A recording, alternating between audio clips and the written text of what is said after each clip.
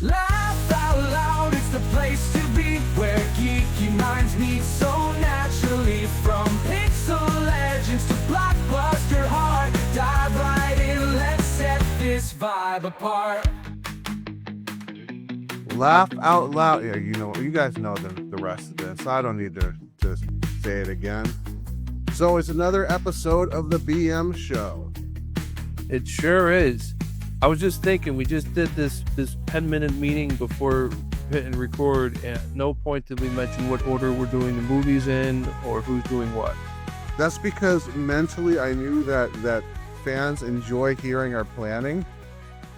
So I thought that maybe we just do that each time. Now, I do want to mention one thing. Recently, there was a mix and mic picks that went up for a game called Super Onion Boy. And I wanted to just mention that I've been fiddling with this tactic now for about the past 15 minutes and have gone up about 150 lives. I'm at 300 right now, and I'm just going to go ahead and do this to the whole talk tonight. And let's find out how many lives I end up with at the end of the show. All right, put your in the comment section below. Go ahead and put your predictions, and we'll see who's the closest. No cheating. Well, of course they can't cheat because we're doing this right now. They could just fast forward to the end of the show and listen. No, they can't because we're doing this right now. Okay. Fast forwarding does not exist. Okay.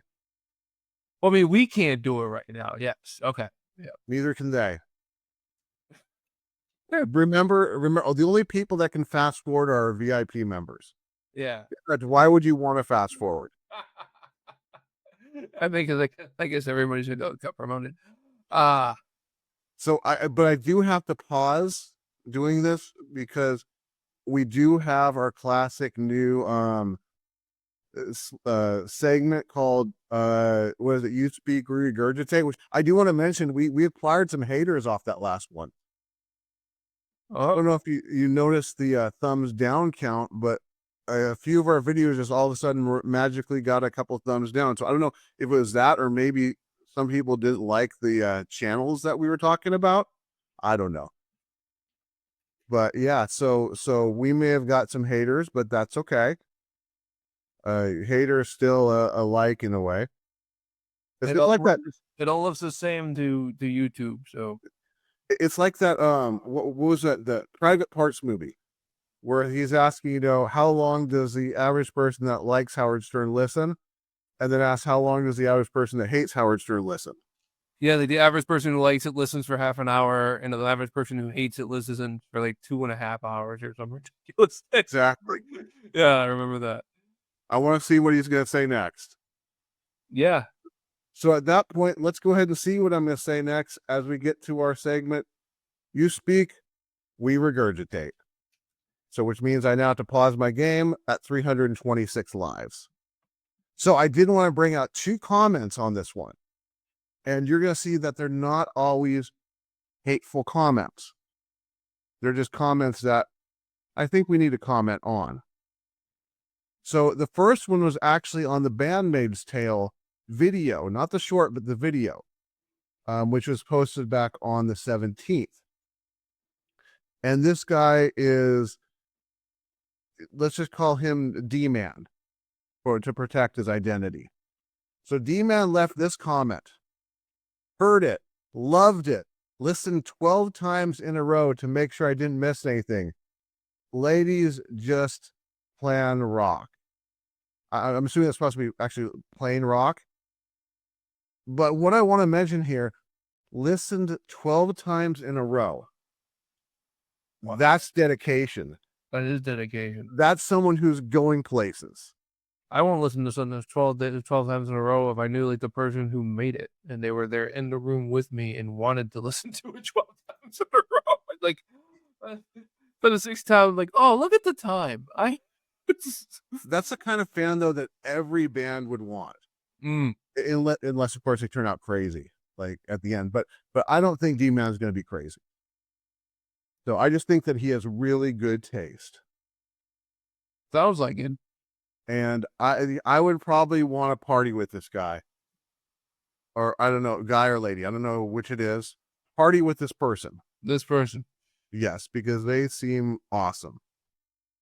And I just want to specify. And you know what? I noticed listening to like some of my videos, I say awesome and amazing way too many times.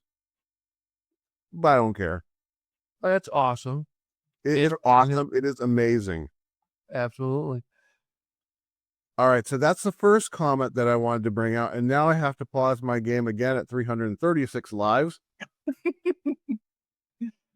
So the next one I want to do is actually on the short for the Blue News for 7/13, posted on the 13th. Or maybe I posted it on actually on the 12th here because of the 13th there, because the 13th was Stacy's birthday. This comment comes from, let's call this person SS to protect their identity. Their comment says, heart, heart, laughing face, laughing face, laughing face, party explosion, party explosion, party explosion, sad face, shock face, shock face, shock face, laughing, crying face, happy face, happy face. Yep. My thoughts exactly. I love it too. Happy face, happy face. That's great. That is a comment worth keeping. I'm going to keep that on the list. I am proud that person posted that because that sums up every single feeling I have when I listen to Blooming News. Any negative comments? You've been doing all these positive ones, which are great, but There probably are, but I didn't feel like there were ones that were really necessary to bring out. I felt like these were the ones that I really want to talk about. Did you have any that you want to discuss? not really. I haven't really. I try not to look at comments anymore.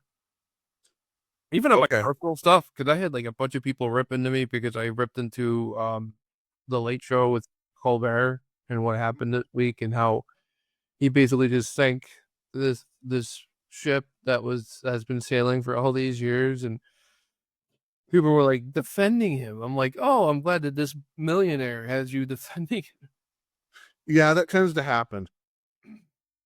So, but whatever. So no comments from Ben, so I guess that'll end the regurgitation process. And now we need to get into our main show, which is going to be interesting because now we need to discuss how we're going to get into the main show. So tonight's main topic is general comedies. So we're talking about the reviews of 3 movies here. First one we're going to talk about is going to be Three Amigos, to cover that Western style comedy.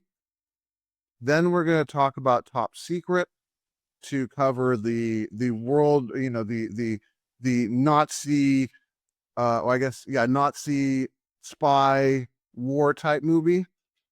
And then we're going to talk, and I guess we could throw musical into that one too, in a way. And then we're also going to talk about The Naked Gun for our cop detective comedy movies.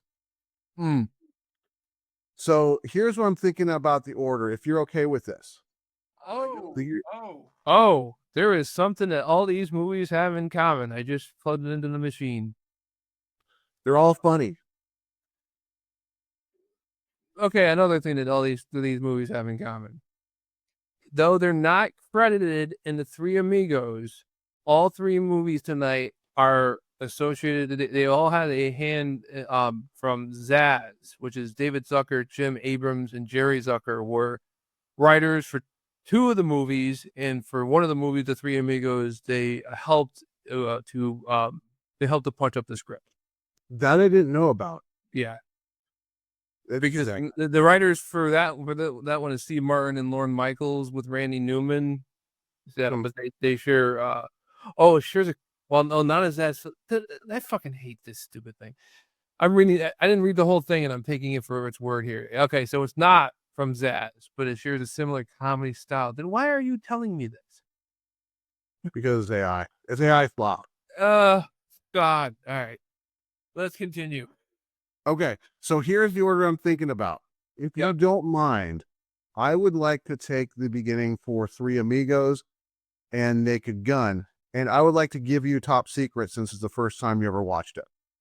Okay. All right, perfect. And while we're getting ready to Oh, you know what? We need to bring up the images for these movies too. So I guess we were kind of unprepared, weren't we? But I just want to say at this point, 379. And let me go ahead and get some images ready to share. So sorry, people, we weren't as prepared as we hoped we were. But at this point, go ahead and sit back and enjoy the impromptu wrapping of Ben. Yo, yeah, we're doing 3 movies here tonight. You see, we got Top Secret, Three Amigos, and Naked Gun. Originally, That was a good attempt. that was a good attempt. Like, I had to make sure I told it from the files of Police Squad to make sure it didn't pick up like the one that's coming out on August 1st. Yeah, I'm gonna have to make sure to oh, there we go. I'm gonna have to make sure to be careful about what image. I guess it's not gonna be hard to get the right image here of Naked Gun. Hopefully we don't get oversaturated with the new one. And sure enough, we do. Interesting. Okay, so let's find. Yeah, I'm almost ready. Almost ready? Are you ready for school? Come on, the bus is leaving. Wow, I can't find. That doesn't even have the logo on it. Okay, this one will work if I can get this image opened up. Perfect. All right, so let's get these in order. And are you ready on your end?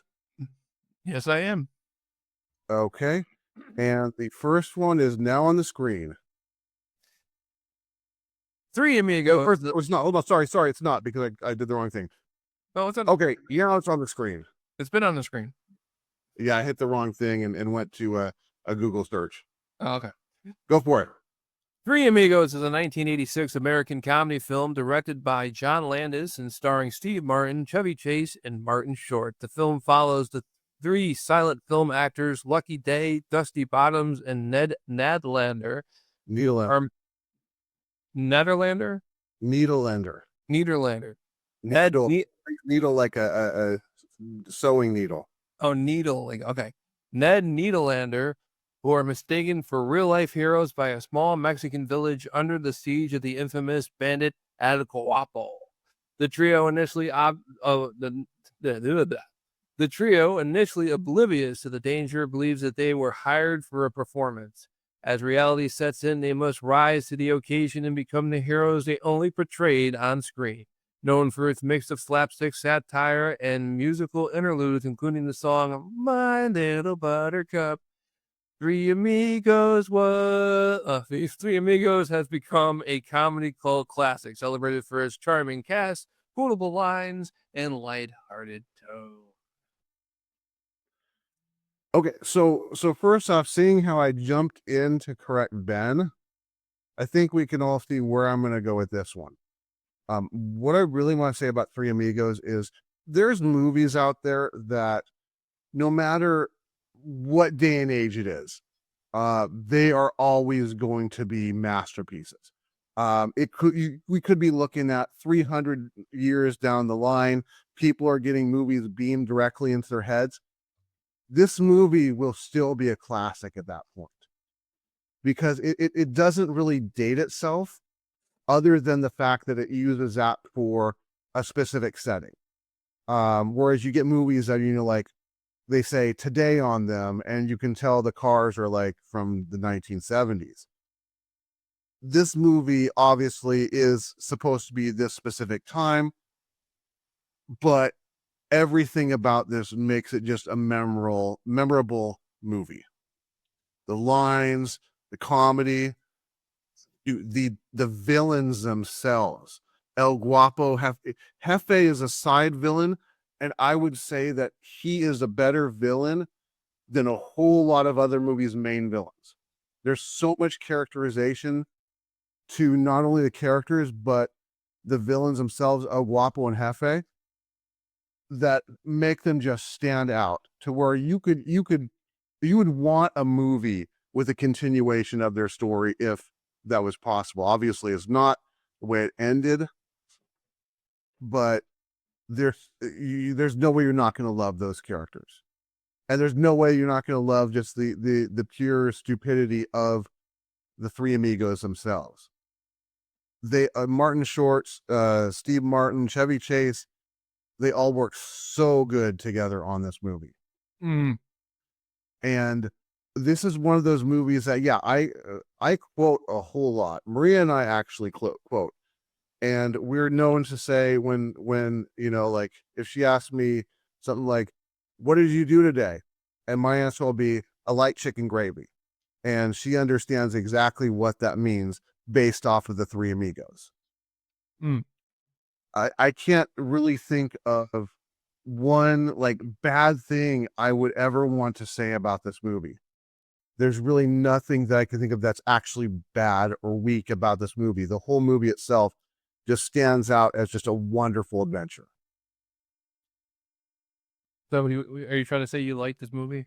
I would give this a thumbs down. No, I'm just kidding. No, definitely this is going to be a thumbs up for me. This has always been a thumbs up for me, even back in the day when I saw it as Little Mike. And it's going to be a thumbs up for me when I'm 90 years old. I'm still going to love this movie. I'm still going to watch this movie. I enjoyed this film. I've only seen Three Amigos like one other time in my life, and I only really remembered that it was the premise and the Buttercup song, and everything else I kind of forgot most of it. But then watching it again, it was a fun run. This is a fun movie. It's comedy on multiple levels because, like, first of all, you got the Three Amigos themselves, which are the ducks out of water. They don't know where they are. Really, they think like like in the description, they think that they're on a basically a movie set of some kind. Like they're party performers going to do what they do in the movies. There are these people here in this village, and it's a whole bunch of misunderstanding make them think this for a good chunk of the film, and then you get the other comedy level where you have El Guapo. They had the birthday party for El Guapo. They have this big birthday party, and they all got together. These guys all get together, and they bought him a gift, and it's just his ugly sweater. And the sweater in Mexico also. Yeah, and he loves it. You're like, you see this sweater, and that's as part of the audience. I remember seeing it even the second time watching it. Is he gonna hate this gift? Then they completely play it the other way, where he loves the gift, and he starts wearing the sweater immediately. And he starts going through his guys, and he's like, "Yes, me and you, we fought together in this war." And then he gets to Chevy Chase, and Chevy's like feeding him lines, and it's the most ridiculous story. Pruned the hedges of many small villages. Exactly. It's ridiculous. And it's just it's in the vein of like a Marx Brothers film in a lot of respects, where you got the three comedians are put into a situation that they are in way over their head and have no idea that they're in over their head. Yeah. And it's and a lot of the jokes are very well set up too. Like that scene you were talking about where they had Martin Short's character who previous to this had swung and got stuck on the piñatas. And right after they, El Guapo pulled aside Chevy Chase's character, his line was, "What's happening? Amigos falling from the sky." Perfect timing to have Martin Short's character fall off the piñata straight onto the table. Yes. Although while that's going on, you got Steve Martin who's all chained up and he's trying to get to the thing, and he's like going very slowly, and then they the thing keeps resetting itself and putting him right back against the wall. Yeah. I'm like, and you think, God, well, I mean, part of me is like, wow, how painful that must be for him to first just be in that position, but now like when the thing slams him against the wall. And there's when you talk about those levels too, there's also other levels as well too that are because this is a family movie. Yeah. It's a very good movie for family, but it also sneaks in those little subtle lines that I think it does in a way that if you're a kid, you're really not going to catch. For instance, I think it's a male plane. And also they played it as the other two characters did not get that male plane joke, which is, as a kid, I didn't really get the male plane joke as well too, because I wasn't paying attention to something like that from a movie like this. And also the "you can kiss me on the veranda" line was also another one that kids aren't going to pick it up, so it still makes it safe for them to watch, but adults will. Yeah. So it gives it that little extra edge to where it's not going to be a boring movie for adults to watch with their family. Yeah. No, it's a fun, like I said before, it's a fun film. Whether or not, okay, so you say it's a family film. Let's add a disclaimer to that. It's an 80s family film. Okay, yeah. There's like, so yeah, there's like, there's like the balls. I mean, the airplane joke. It's a male plane because you can see its balls. That jokes like that are kind of like pushing that. It is as far as it pushes it. There's no, Yeah. it's not very sexual. There's no nudity. There's just gunfire. So that's another thing. There's guns, there's Yeah. violence, but it's a comedy. There's guns and violence, but there's not a lot of people that die. There's a handful of people that do, except for the cantina part, of course. Yeah. But there's a handful of people, the bad guys, that die. And that's really it. So I think the kids could handle this.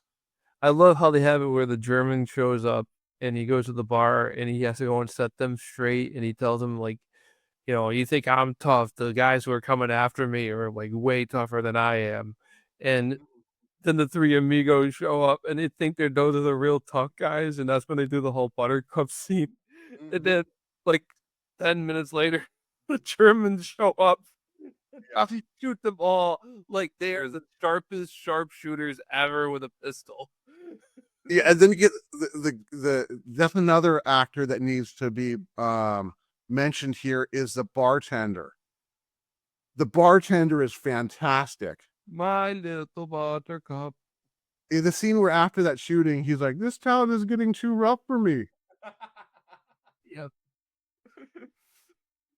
Yeah, he was another great actor, which I don't know if he was in any other roles after this. I do believe that the El Guapo actor is a famous Mexican actor. I don't know if Jefe was in anything really after this. And yeah, I know my washing machine is going off. Sorry about that, everybody. But yeah, so there's such great acting in this movie. Mm. Oh, and also Jefe is the one that taught me my Mexican accent. Ah, Yeah. very good. Let me see the hero guapo. Yeah. So yeah, so I would definitely give this thumbs up. What about you, Ben? Oh, definitely a thumbs up. Yeah. Definitely. I would say I would go even further and say that not only is this a thumbs up, this is a mandatory watch. Yeah, I would say that too. That this is like, yeah. So you should watch Three Amigos. Yeah. Just watch it. Just go hit pause here. Well, you can. Yeah, I mean, like I said, only VIPs can fast forward, but everyone can pause. Yeah. That's a free option.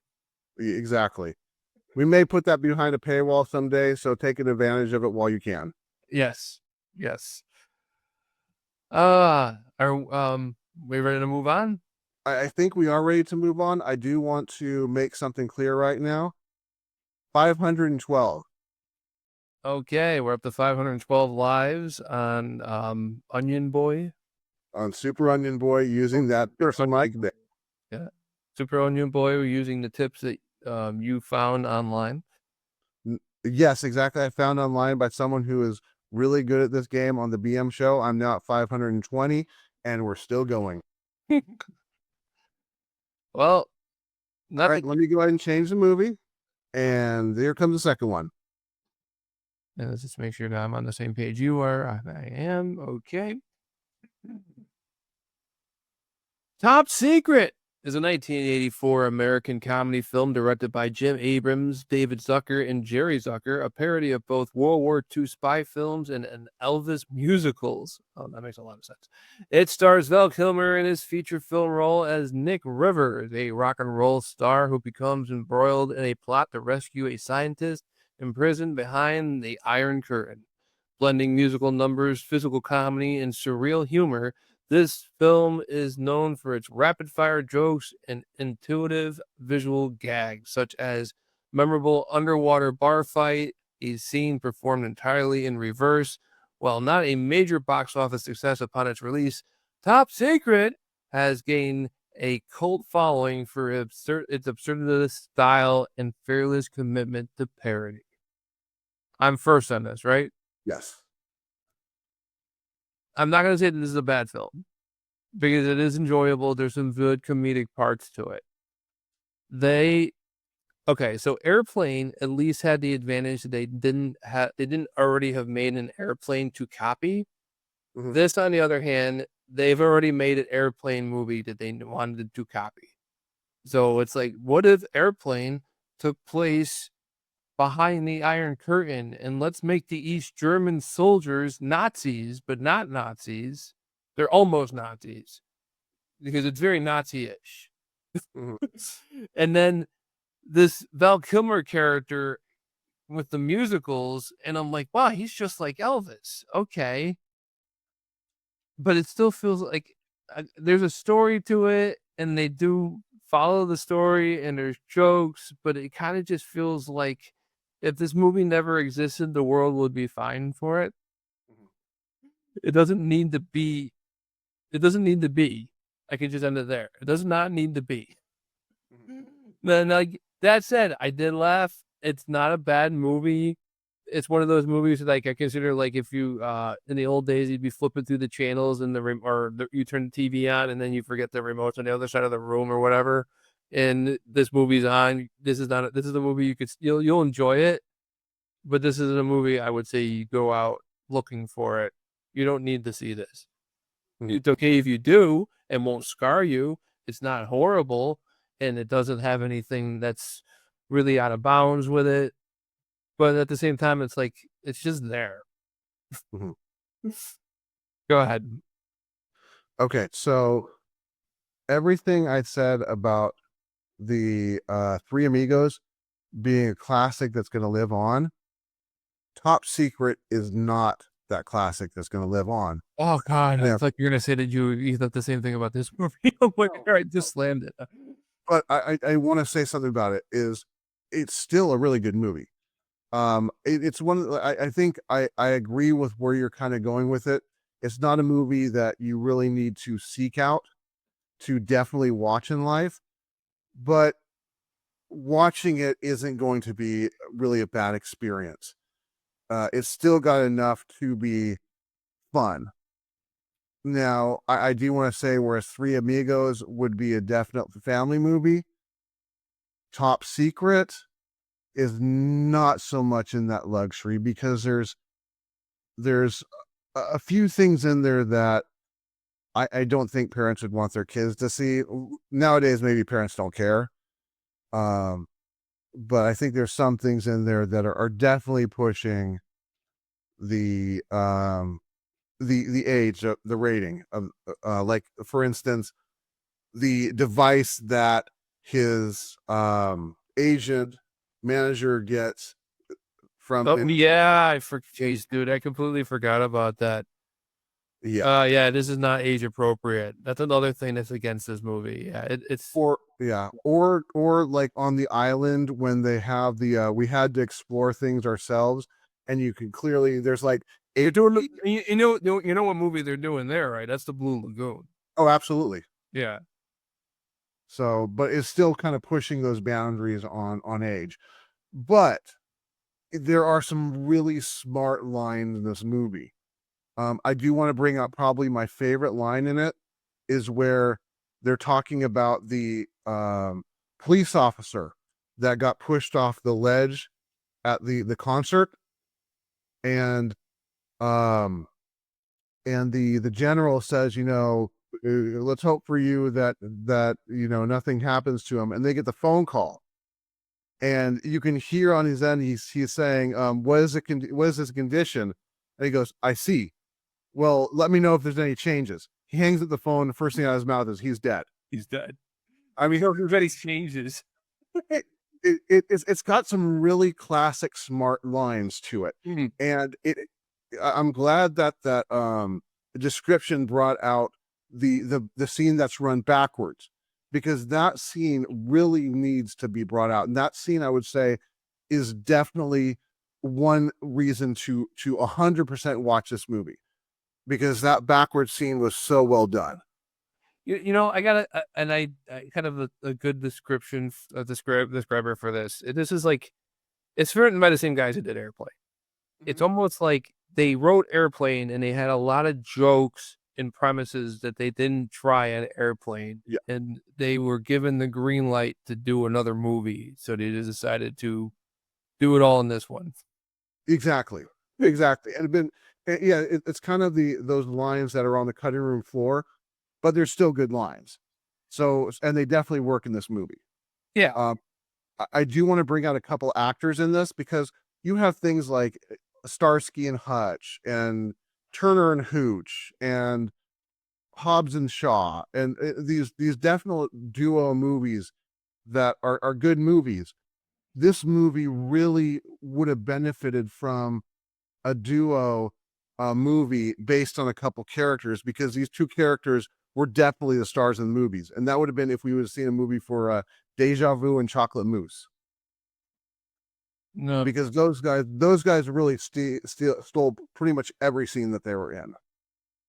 Yeah, I've never seen Deja Vu and Chocolate Mousse. Yeah. Yeah, I've never seen it. Yeah, no, it doesn't exist. Oh. I'm saying it should.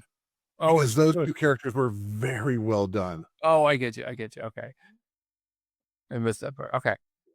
So I'm gonna say, for me, Top Secret, or as I should say properly, Top Secret is, I'm gonna give it a thumbs up, but it's an unenthusiastic thumbs up. Mm-hmm. And I'm kind of there with you. I would give it a thumbs up with probably a little bit more enthusiasm. But the best thing to do is go into this movie not expecting like seeing the best movie you're ever going to see, seeing the best comedy you're ever going to see. It's a product of its time. Yeah. It's definitely an 80s movie. It's definitely going to feel like an 80s movie. It's going to be stuck there, which Three Amigos won't be. If Airplane and Airplane 2, the sequel, are two of your favorite movies, you will love Top Secret. Yes. Because it's a different group of actors, but it's the same writers. It's the same infrastructure. It's the same movie studio. It's just, yeah, it's just more of the same, just with different people. That's all. So yeah, I'm still going to give it a thumbs up. I'm going to say it's worth a watch when you have the time to do so. So that brings us to the main event. I just want to say at this point, 618. 618. We're heading closer to, what's your goal, to hit 3,000? No, I'm not going to do 3,000. I'm probably going to stop at 909. I want to see what happens when you get that 1,000. Those are all over. Watch it go back to 0. Oh, watch it go back to 0 and then just end and give me the game over screen. Yeah, your guy just dies immediately because it has no lives. Exactly. All right, the game you're playing. The game you're playing, do they count your number of lives you have left, or what life you're on now? It counts the number of lives you have left. So technically, when I get to 0, yeah, if it resets to 0, then I'll still be going. Yeah, you'll still be alive then. Yeah, but that would then give me a interest to see what would happen if I did die, if I was at 0 at that point, even to risk a game over, to redo this all again, just to see my curiosity. It would pique my curiosity.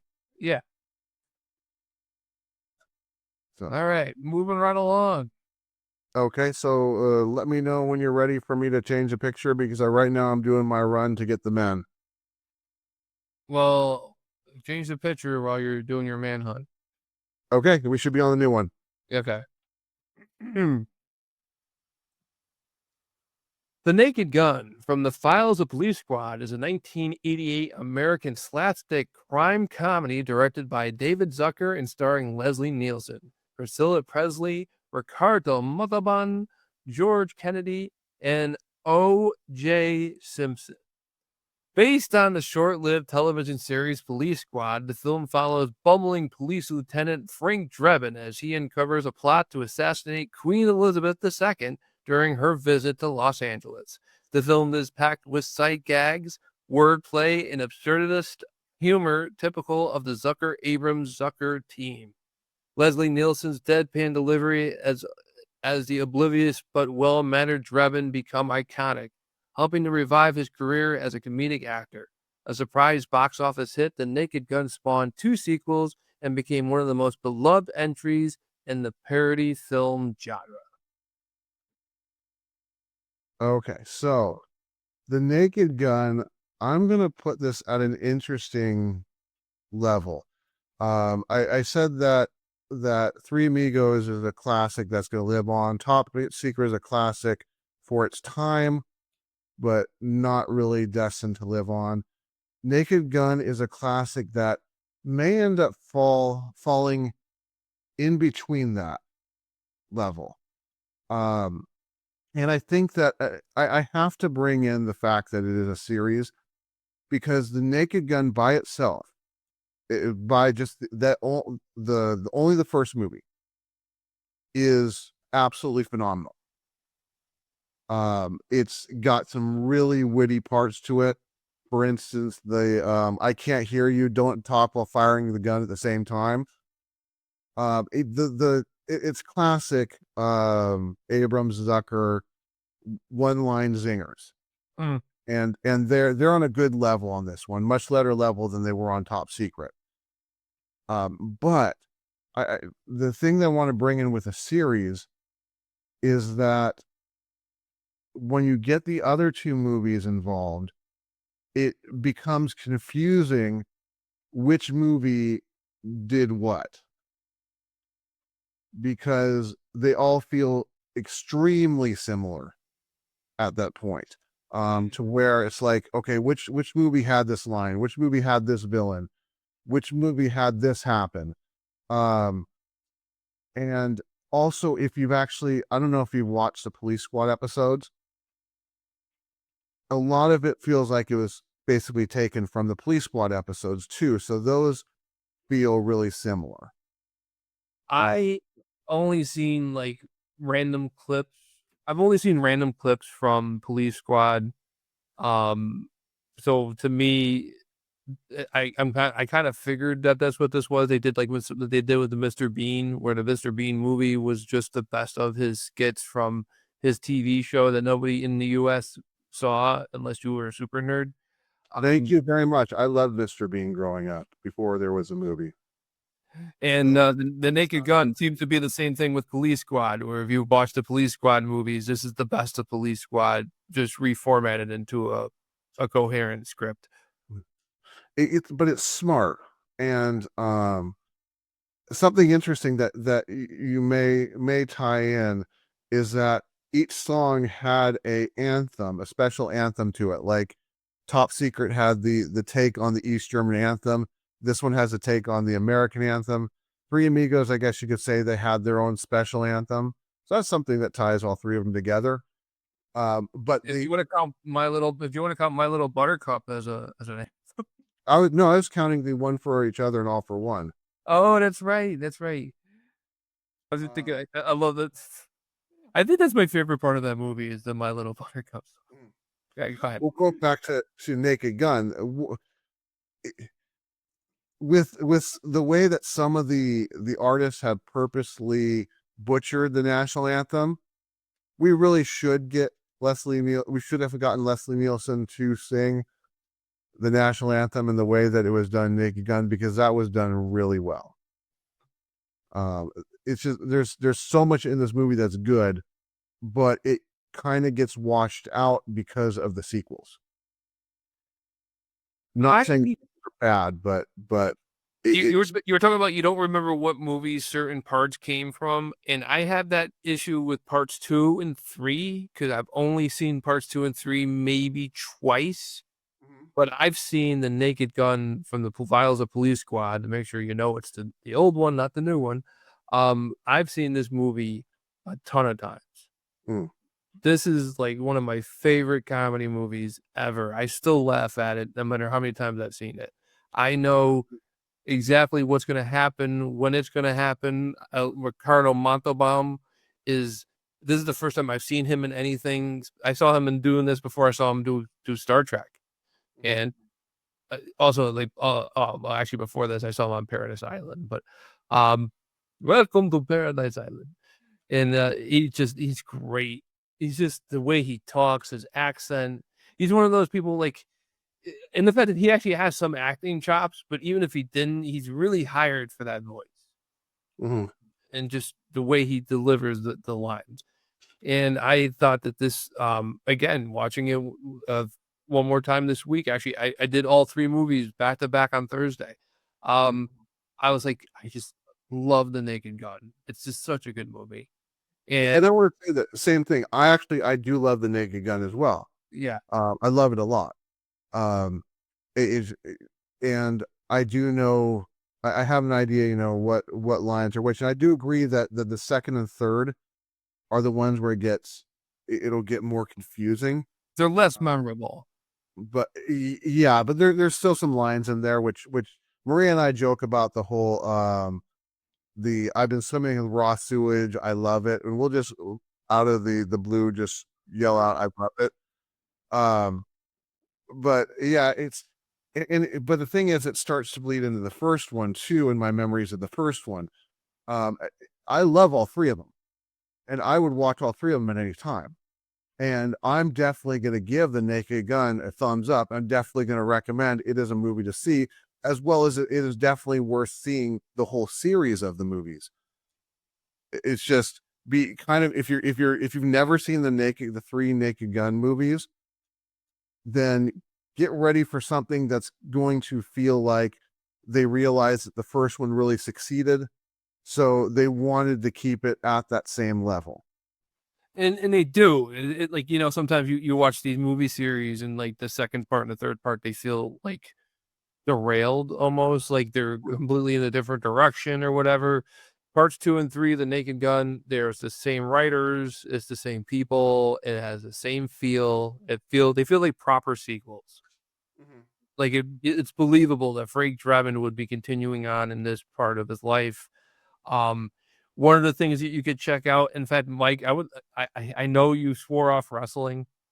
Yeah. But Leslie Nielsen did a guest spot on the 1994 WWF SummerSlam, and leading into it too, they did some promos with him for it, and they never say he's Frank Drebin, but they bring him in and they bring in George Kennedy as well, and they're in as presented as their characters from The Naked Gun, but like I said, they never say the characters' names so they can legally say, oh, these are distinct characters who just happen to be exactly the same.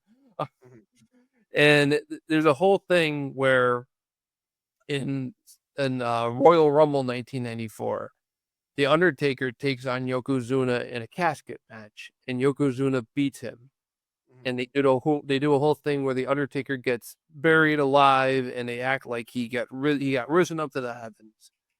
And they make it through their WrestleMania season or whatever, and they're coming into the summer, and they start doing these vignettes where these people are like at random places, like a pizza shop, or I think even like a proper like outstanding restaurant or whatever, and they're talking about like how they just all of a sudden the Undertaker came in and ordered something.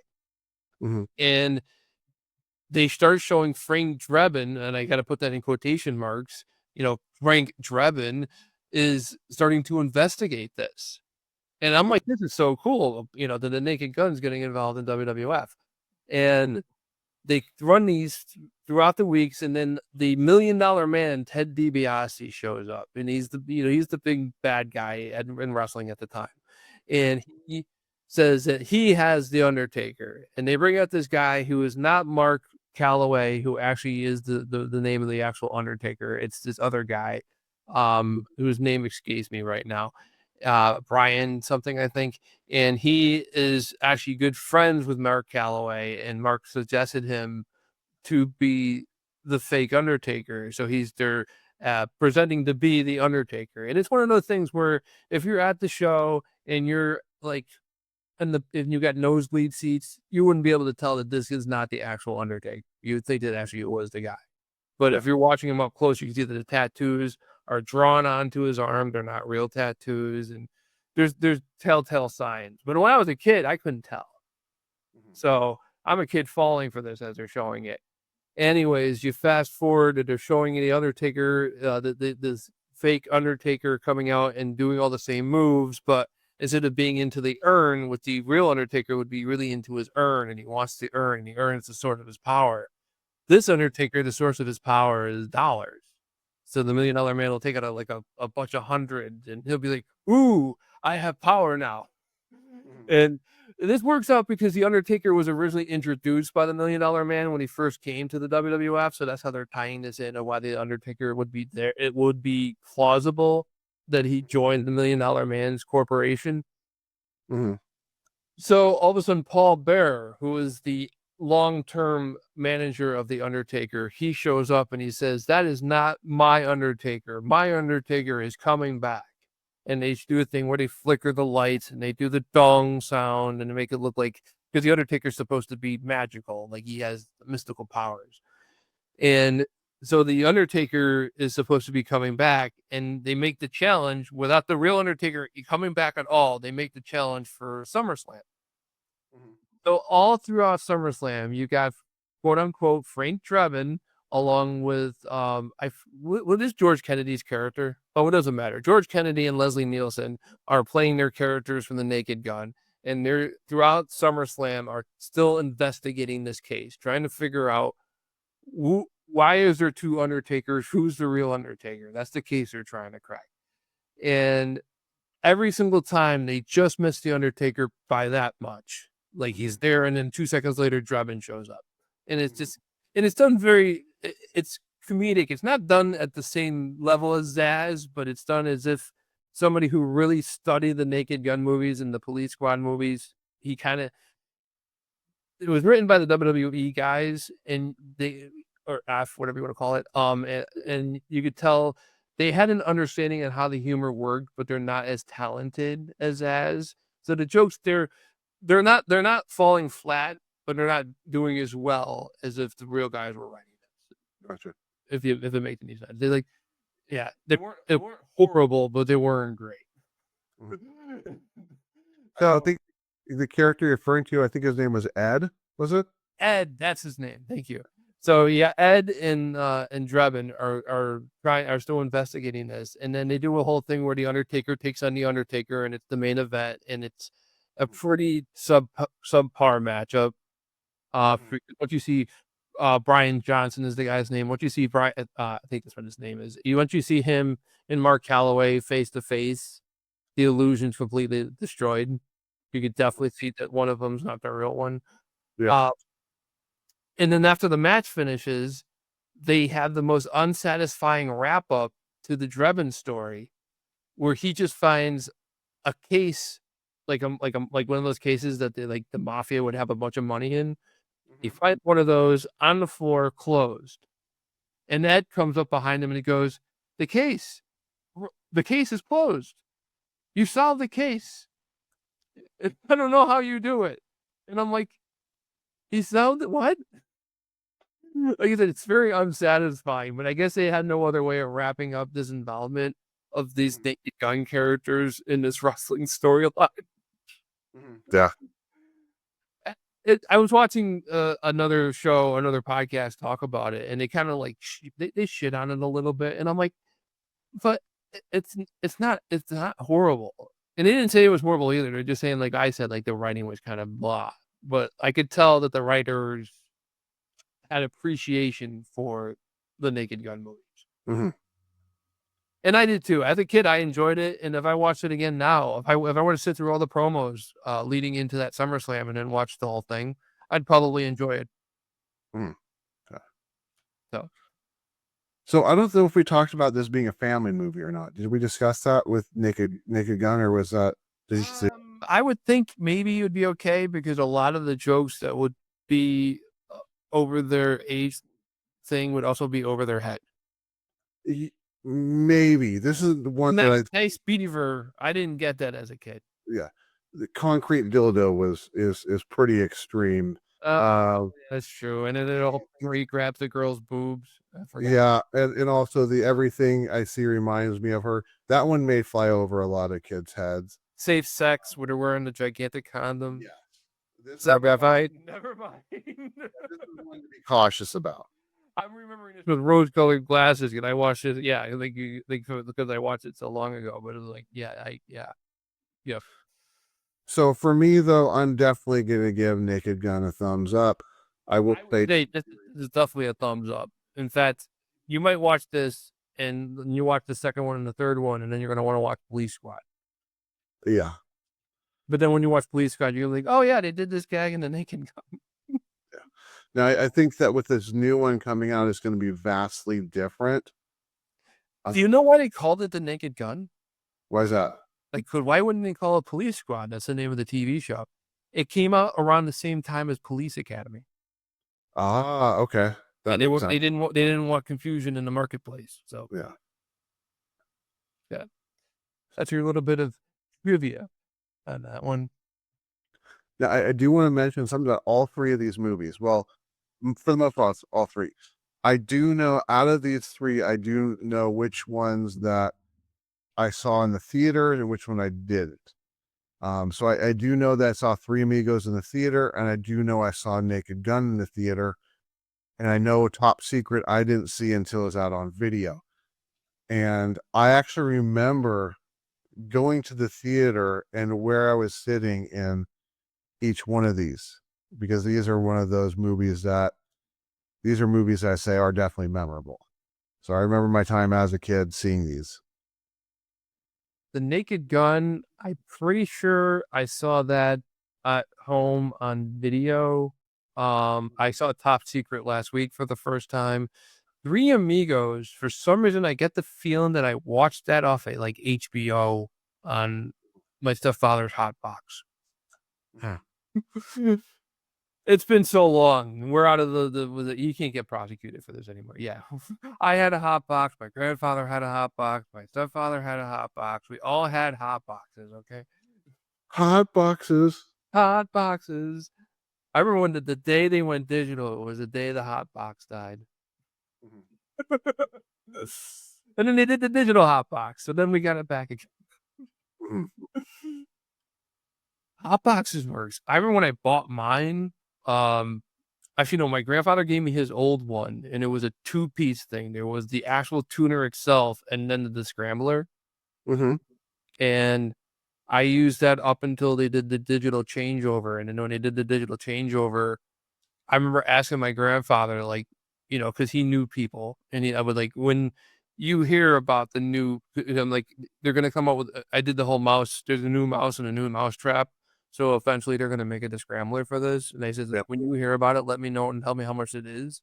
And then he tells me, it's like, yeah, Benny, I'm getting one of those new hot boxes. I'm like, oh, cool. How much is it? And he was like, $400. I'm like, oh. And at the time, like, to me, $100 was a lot of money. Never mind Yeah. more. So I'm like, okay.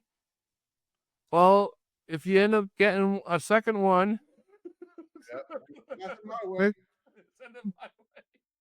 I mean, that's a testament to how bad people will hack things. Like, for instance, the Switch 2. The Switch 2, the unhackable system was hacked like within, I don't know if it was days. Now, it wasn't hacked to where like you're playing, the new Mario Kart. It was just kind of hacked to where somebody got an image of some display on there that wasn't supposed to be on there. But it's just Man, people when you say something can't be done, they're definitely ready to prove you wrong. Oh, another, and this is a fact that I bring up because, like, literally, this is exactly what happened. Okay, so they're doing the digital switch over for the hop, and the hot boxes become my hot box is becoming more and more useless. And eventually, the only channel that is still coming in is HBO. The first channel you think of when you think of paid cable is HBO. It's the big. They're still around today. Do you still think of like the movie channel? No. Do you think of Cinemax? No. You think of HBO. Well, if you're like a horny guy, you probably think of Cinemax. Well, yeah, but I'm just talking about like for movies. You think of yeah, like it's HBO, and there's an HBO level of quality. Like even when I'm writing and I'm writing a script or something like for one of the shows I'd love to sell someday. Um, I think of, is this for HBO or is this for NBC? And usually my stuff is for HBO. Because it's so raw. NBC wouldn't show it. Anyways, this hot box is working only on HBO. All the other channels went scrambled. They're completely digital. So except for the biggest one, which I'm like, why? But then I'm like thinking, our cable company is in Waterbury. And I've always suspected that Waterbury is more mafia ran than people let on. Mm-hmm. And there's this show called The Sopranos, and they're in their final season. That show's still going? No. I'm talking about when this is happening. Oh, okay. Yeah, yeah. So the background of what's happening right now. So like it's the final season of The Sopranos, and my hotbox still gets in HBO and no other channels. And I am a huge fan of The Sopranos. My family's big Soprano fans. Like it's one of those things like I could talk about with my family members, so we all watch it. And they showed the very last episode of The Sopranos. The very next day, HBO went digital. Interesting. And I'm like, I bet you that somebody over at that restaurant on Colonial Avenue called the cable company and was like, "Hey, I see my special box isn't working like it's supposed to, and I see you're digitizing channels. One of my boys is telling me, um, I'm kind of a big fan of The Sopranos. I'm not saying don't just do your thing to HBO, but I'm saying I would appreciate if you take your time with HBO." That's wait. Like you want me to do it like Mario? That's not to do it yet. Not to do it yet. I'm trying to do a realistic sounding one, and you're going, Mario. Okay. Please, me and Luigi, we like to watch The Sopranos. Can you hold it off on The Sopranos? If I see you just went digital, Yahoo!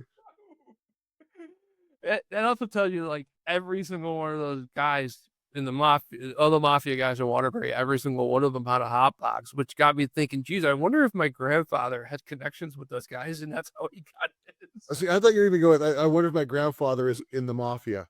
No, he's French. They wouldn't let him in. Oh, okay. You got to be full-blooded Italian. The best you can do is just be one of their lackeys. You'll never get in. What was it? He's French. How do you say indispensable? Indispensable. I see. I see. So yeah. This new Naked Gun movie's coming out. I'm terrified and whether it's gonna be good. It's Seth MacFarlane from Family Guy. So Seth MacFarlane from Family Guy and Ted. And I like Ted. I like Family Guy. Mm-hmm. I don't want Family Guy and Ted touching the Naked Gun. I don't see why the Naked Gun. I'm still like on my high horse about this. I don't see why the Naked Gun needs to be redone at all. Mm-hmm. I'll leave it at that because we're running low on time. Yeah. See, I'll admit I don't like Seth MacFarlane at all. I'm not expecting to even bother watching it. I'll see when it comes out. My rule of thumb is movies like this, the more promotion that they have, the worse the movie is. they're trying to get you to come in, watch the movie, hate it, but we got your money now. And then talk about it with your friends and make them go, it can't be that bad. And then they go and see it and they hate it as well. And they talk with their friends. Yeah, and they talk to their friends, who talk to their friends, who talk to their friends. When does this Naked Gun movie come out? It comes out August 1st, which I'm assuming It comes out that soon? Yeah. Oh, okay. So I have an idea. What if me and you both go out to see it opening weekend and we talk about it on that Sunday? that's push. I was actually thinking that's pushing it. Take your wife. You can tell me how she feels about it too. Oh, I can already tell you she's not going to want to see it because she likes the Naked Guns to an extent. She's not a Leslie Nielsen fan. She actually thinks he's annoying. But she does appreciate Naked Gun to the point where we quote it. Yeah. But she's not going to want to see what they did to Naked Gun. In addition to with everything going on with her father, it's hard to get time away. Yeah. So it's kind of one of those things that it has to be worth it to her. But don't you have like the movie passes, or did you not pay for those again? No, we don't have the movie passes anymore because of everything that's going on. Oh, because you have there's no chance to use them. Yeah. Okay. Exactly. It all like COVID kind of ended it. And then I realized, we weren't going to the movies anymore because she didn't feel comfortable going. And then all this happened. And we actually just went to the movie for the first time in a couple of years. Like, was it Sunday of last week to go see the F1 movie. Okay. So we may make like a once a month movie date, but I don't think she's going to want Naked Gun to be that once a month movie date, which I'm totally fine with. I kind of want to let her have a selection since it is her time away, her break. Yeah. So I'm thinking if I could find, I might end up buying the Naked Gun, at least the first one on 4K if I see it somewhere. Yeah.